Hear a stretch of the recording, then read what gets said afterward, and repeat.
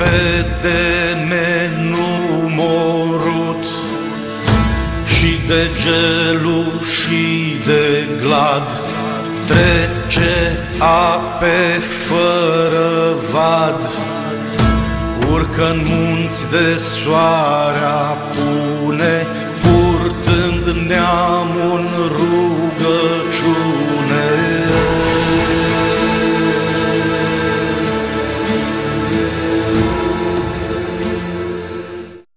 Iubiți credincioși, onorată asistență, dragi colegi de breaslă, ne aflăm la Țebea, cel mai mare sat al comunei Baia de Criș. Un sat și un loc istoric. De ce? Pentru că aici se află Panteonul Național al Moților, sau altfel spus, complexul istoric Țebea, în care ne aflăm acum. Este un complex pentru că sunt foarte multe evenimente și monumente care marchează istoria noastră. Nu mă le enunț pentru că e timpul, criza. Prima criză care a apărut, de fapt, criza timpului și apoi cea economică. Prima grupă, monumentele naturii, sunt Gorunii. Gorunul Horia, de 800 de ani, cel mai vechi copac din țara noastră. De aici a pornit ideea răscoalei de acum 225 de ani. Exact vârsta care o are Gorunul Iancu, care se află în partea stângă a dumneavoastră. Falnic și măreț ca Iancu în timpul Revoluției, de acum 160 de ani. În spatele Gorunului Horia este Gorunul regelui Ferdinand, care a venit aici în 1924, s-a amenajat acest complex și s-a declarat loc istoric de atunci. Are 85 de ani. În grupul de acolo este Gorunul reginei Maria, soția regelui Ferdinand, se numesc Gorunii întregitorilor de țară, tot 85 de ani, și felicităm pe domnul inginer Margineanu, care a avut inițiativa de a marca cu texte închise pe plăci acești goruni, de care multă epoca de aur nu s-a pomenit deloc.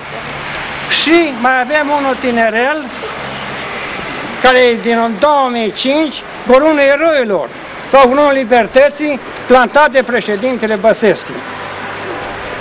A doua grupă sunt monumentele istorice.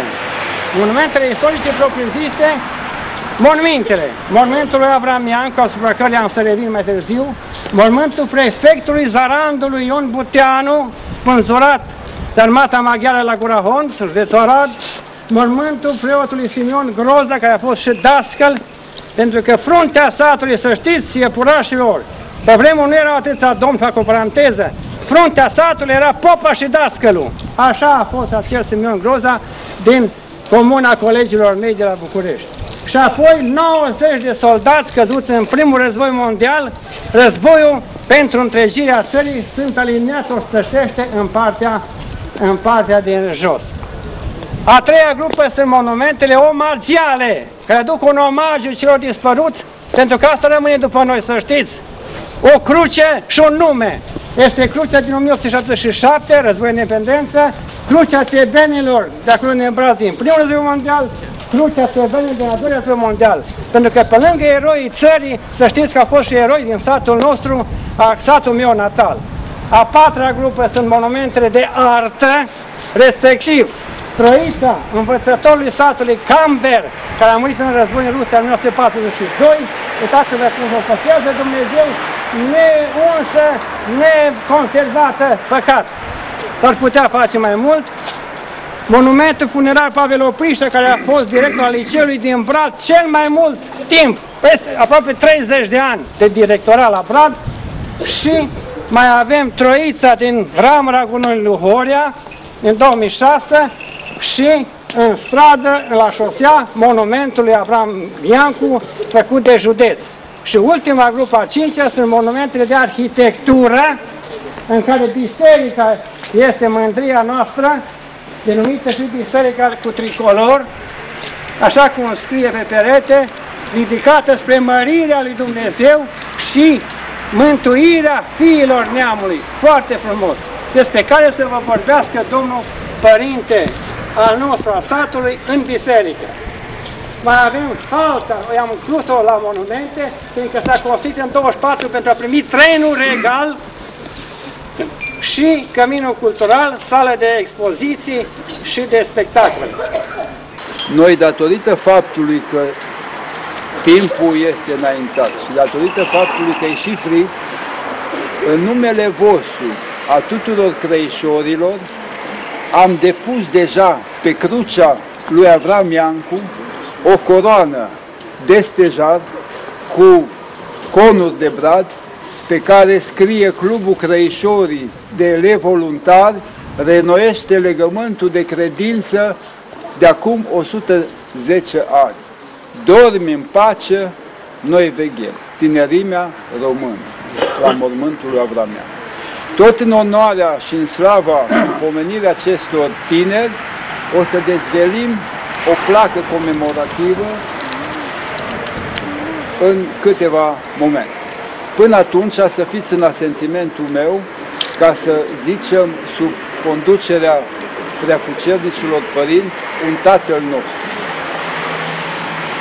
Necuvintează, Părinte! Binecuvântat este Dumnezeul nostru, totdeauna, acum și pururea și în vecii vecilor. Amin.